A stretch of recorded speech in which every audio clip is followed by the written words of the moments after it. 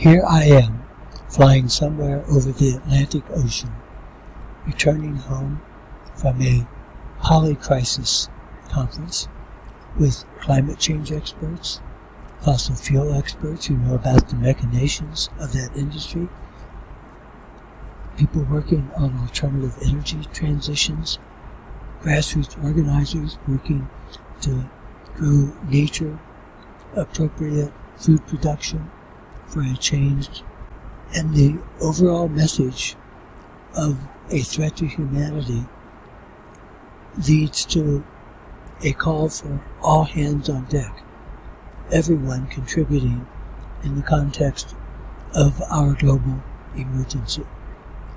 And that includes evaluators. What does it mean for us to change our game, to up our game, to make a greater contribution? Well, what it means is unlearning a whole bunch of bad ideas about what evaluation is, what it can contribute.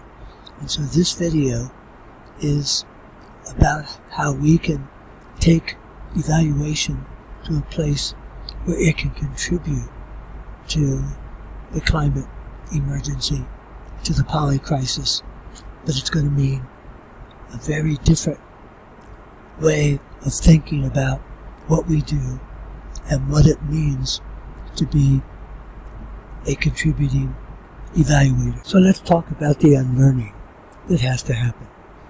As an evaluator, we've been taught we have to be objective, impartial, neutral, disinterested, above the fray, uninvolved, detached. That's the way things used to be in a nice, orderly, evolutionary, project and program-oriented world. But we're in a crisis, and that way of being won't do the job. Nor am I talking about upping your game by increasing your skills. This isn't a skills acquisition issue, nor is it an issue of competencies. The American Evaluation Association competence called for methodological competence, knowing professional principles and adhering to professional practices, being able to manage projects, take context and culture into account, have interpersonal skills. I'm assuming you come with all of that. I'm assuming that we don't need to spend time on some model to build your confidence and credibility. Those are characteristics and qualities I'm going to assume that you have. What I want to look at is something that goes beyond some triangle of success for increasing your skills and attitudes and knowledge to become a better, more effective professional. Nor is this a matter of checking off some items on a checklist that show that you're a competent evaluator. When I work with HIV/AIDS programs, I gather together the staff and leadership, funders, participants in the program for an opening workshop to involve them in the design of the evaluation. And I say to them, my younger brother Tim died of the epidemic only before there were antiretroviral drugs. Our family knows the devastation of AIDS. We got to know other families in hospice who are experiencing the tragedy of AIDS. We have participated in AIDS marches, worked with AIDS programs as volunteers. And so I bring to this caring about the effectiveness of this program, not just as a matter of work and policy, but as a matter of personal interest and values. And so what I want to say to you is that I'm going to give you my best shot. I'm going to be all over you like a fly on flypaper to find the things that aren't working and to help you take your program to the next level. And I hope that that's what you want from me, that you want to excel and you want my help in excelling. And so I think with both of us taking that perspective, we can do important work together. So what are these two characteristics that go beyond skills, beyond competences, beyond methods, that will let us take our game to a higher level? I think it's these, that we acknowledge and act as if we have skin in the game, because we do, and we bring and nurture soul in the game. Skin in the game has to do with acknowledging that we have an interest in the outcome in a game then. When I work with intended users and I facilitate their identifying their stake in an evaluation, I also own my own stake. In fact, I will often say to them when I assemble intended users for discussion of what the evaluation is going to do, its purpose, what the primary questions are going to be, begin to generate methods, and I'll say to them, my stake in this evaluation is that it be used, that it be useful, that it make a difference. My reputation depends upon that, and I write books about evaluation. So I'm always looking for good examples and bad examples. And at this point, we don't know whether you're going to be a good example or a bad example, but you're going to be an example of something, and I'll probably write about it. So I have a stake in what happens here. I've owned my skin in the game around findings. My stakes are use then, are learning, so that I can get better. I have a stake in that as an old man I realize how precious time is more than ever. And every evaluation I'm devoting time to that effort. I want to make it sure that it's time well used. I have a stake that my time be different, be well used. And as I said, I have a stake in my reputation. Skin in the game then, that we have an interest, personally and or professionally, or both, in the outcome of what's happening. We're not outside it, we're not beyond it. Nassim Nicholas Taleb, who wrote Skin in the Game, said, don't listen to a financial advisor's advice. Look at their personal investment portfolio. Do they really invest in what they advise? Do they have skin in the game? And he said, how much you truly believe in something can be manifested only through what you are willing to risk for it. Evaluators are people. We have values. The notion that we're somehow supposed to set aside our values when we do our work is actually fairly absurd. You're evaluating a poverty program. Are you supposed to not have beliefs about poverty, about whether it's a good thing or a bad thing? You're evaluating a program for people who are abused, a battered women's shelter. Are you not supposed to have beliefs and values about abuse, or about hunger, or about violence? We have values, and we ought to be able to bring those values into our work in a positive way, in a transparent way, not the pretense that we are neutral about how things are. Our neutrality is about the outcome of any particular program, but it doesn't mean we don't value the desired outcomes, the intended outcomes of that program. One of our great pioneers in evaluation, Bob Stake, has studied and written about what evaluators care about. He finds that we often care about the thing being evaluated, as I care about HIV/AIDS, as I care about sustainability programs and equity initiatives, that we care about evaluation. We want people to value evaluation. We want them to see it as meaningful and valuable and helpful. We value rationality. We work with people to be thoughtful, to be logical, to make sense of things, to interpret, to use our minds. We value findings use. We want our results to be used. And he says, we typically care about the underprivileged. Evaluators don't come into evaluation because they don't want to make the world a better place and help people in need. They come into evaluation because that's a way of doing that. It's a way of contributing to those in need. And we value democracy, he found. Well, that's a big one these days.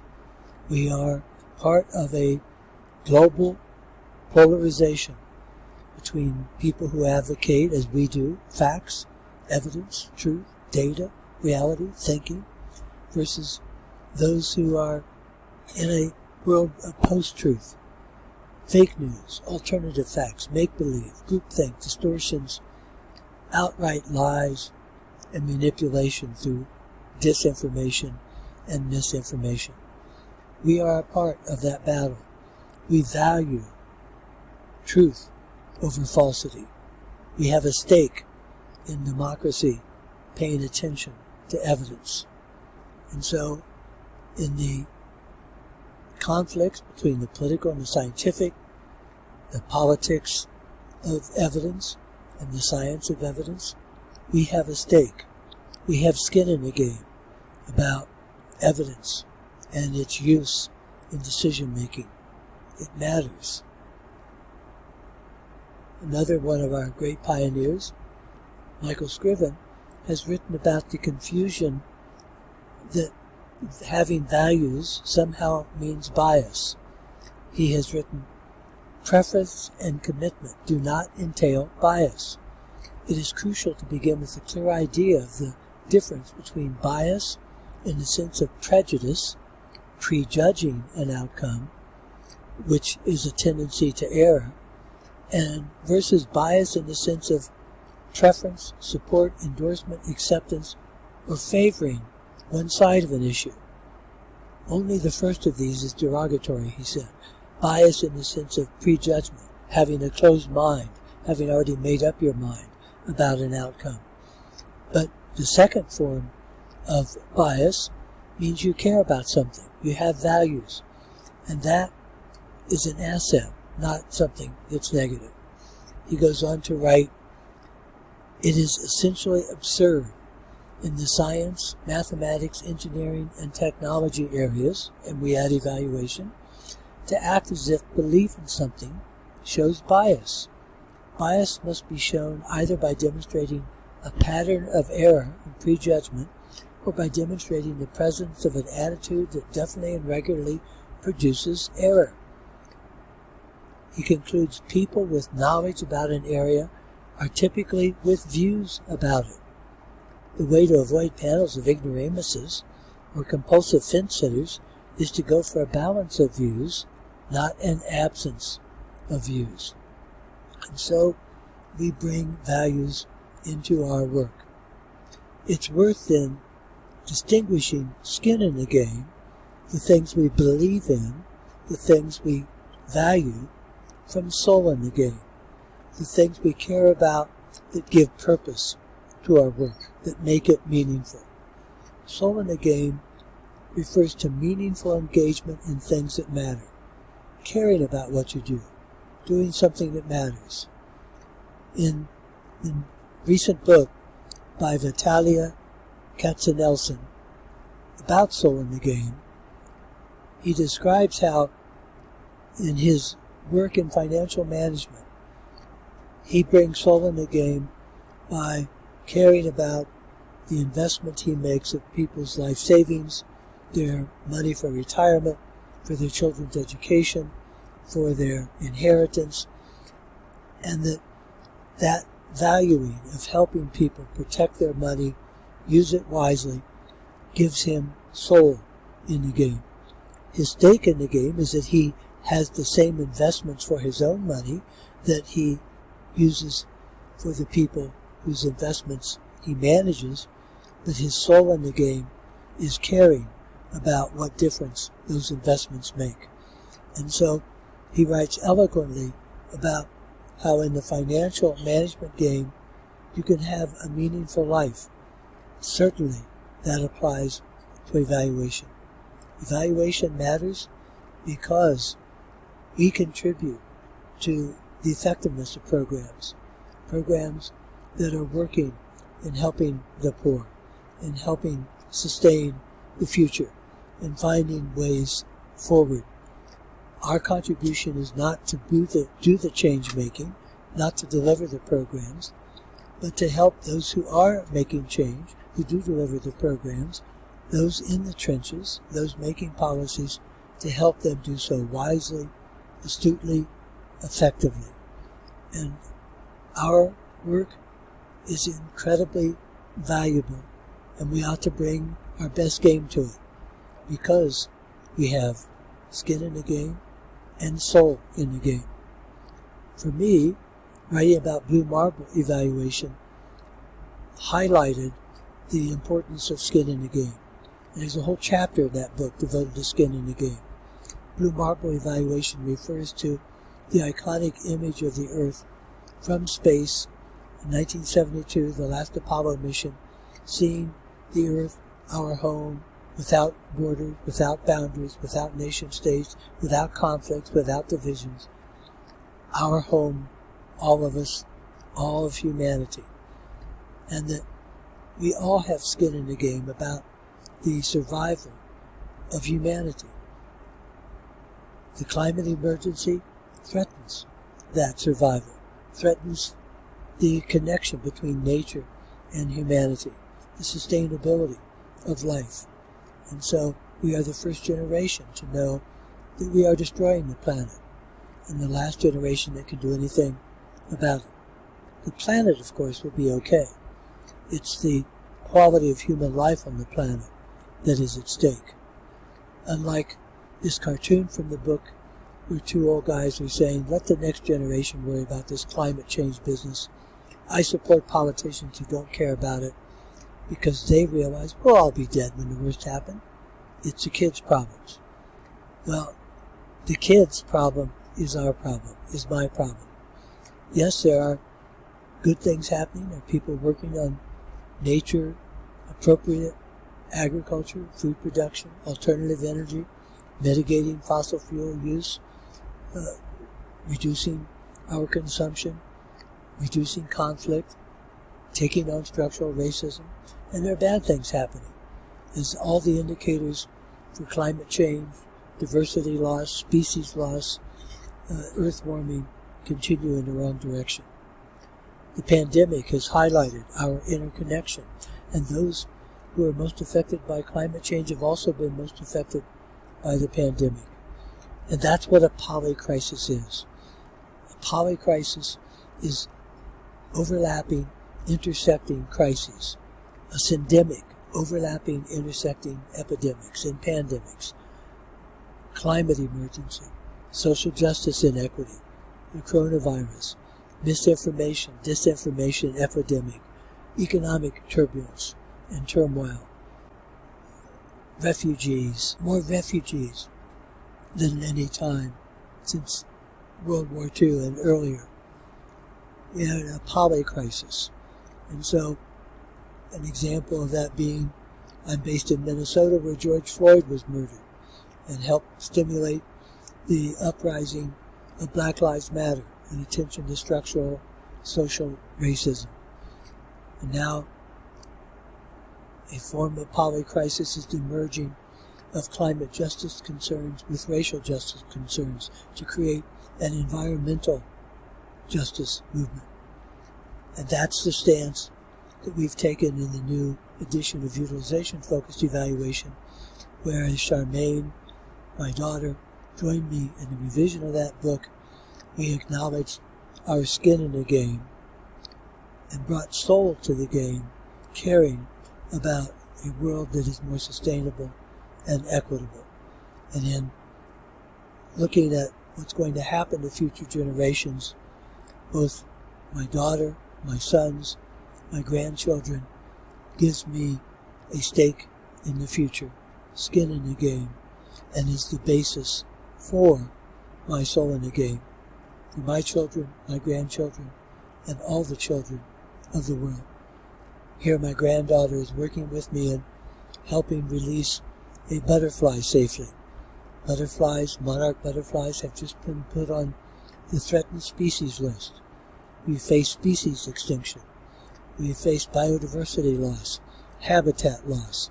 And so we have skin in the game with the survival of nature, our relation with other living beings, and that appreciation of nature, connection to nature, not dominion over nature, but integration with nature, gives us soul in the game. That then is where we have the opportunity to raise our game.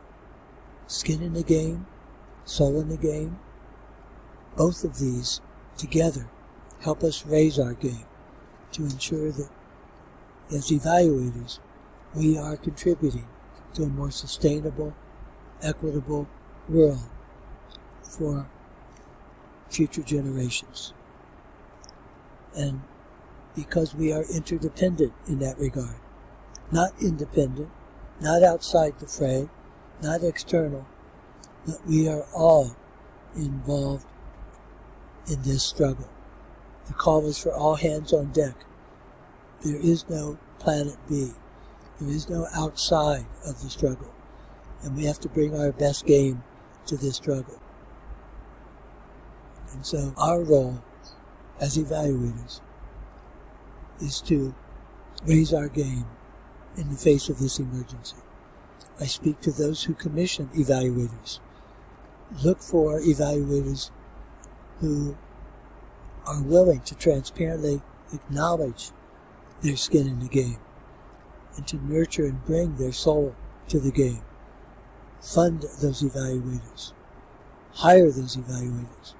And for those of you who are evaluators, in whatever situations, internal, external, doing routine work, doing innovative work, look at how you can bring your soul to the game and acknowledge your skin in the game, whatever you're doing, wherever you are around me. And now I'll stop disturbing the sleep of those around me and perhaps catch some winks myself. Good night.